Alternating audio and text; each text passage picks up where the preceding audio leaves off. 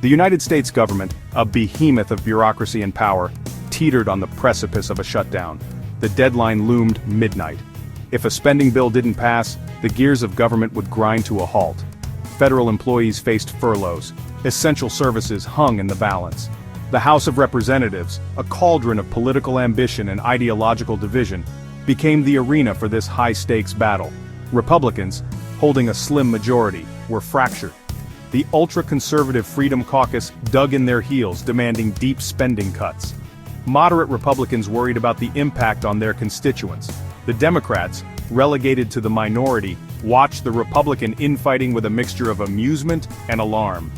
They were united in their opposition to the Republican proposals, but lacked the power to dictate the outcome. The clock ticked down, each second ratcheting up the pressure. The nation held its breath. Would their elected officials find a way out of the impasse, or would the government shut down? Into this maelstrom strode former President Donald J. Trump. Though out of office, Trump remained a potent force in Republican politics, his endorsement coveted, his pronouncements closely watched. He saw an opportunity to shape the narrative, to assert his dominance over the Republican Party.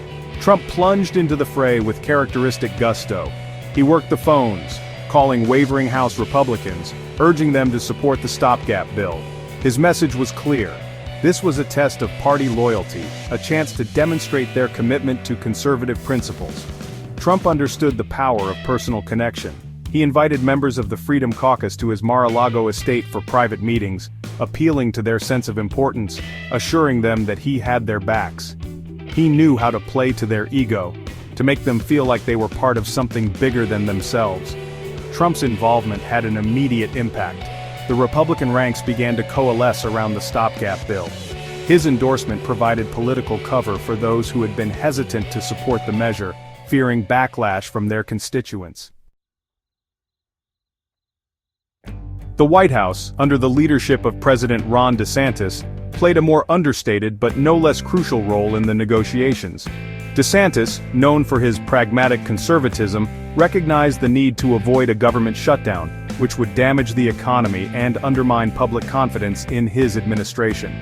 DeSantis dispatched his lieutenants to Capitol Hill to work behind the scenes, cajoling, horse trading, and making promises. They assured skeptical Republicans that the stopgap bill was the best they could hope for in a divided government, a temporary measure to buy time for further negotiations.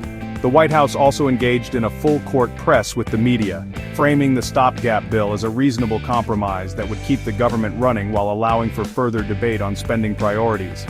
They accused the Democrats of obstructionism, of putting their partisan interests ahead of the good of the country. The pressure campaign worked. The stopgap bill passed the House of Representatives with a narrow majority, avoiding a government shutdown by a hair's breadth. It was a victory for Trump, for DeSantis, and for the Republican Party, but it came at a cost. The stopgap bill now headed to the Senate, where its fate was far from certain. Democrats, who controlled the chamber by a slim margin, expressed strong opposition to the bill's spending cuts, particularly those targeting social programs and environmental protection. The Senate Majority Leader, Chuck Schumer of New York, vowed to fight the bill tooth and nail, accusing Republicans of holding the government hostage to their extremist agenda. He called on moderate Republicans to join Democrats in opposing the bill, but his pleas fell on deaf ears. The Republican leader, Mitch McConnell of Kentucky, urged his caucus to stand firm, arguing that the stopgap bill was a necessary step to rein in government spending and reduce the deficit. He accused Democrats of hypocrisy, pointing out that they had supported similar spending cuts during the Obama administration. The stage was set for another bruising battle, another test of wills between the two parties. The outcome was far from certain, but one thing was clear: the deep divisions that plagued American politics were not going away anytime soon.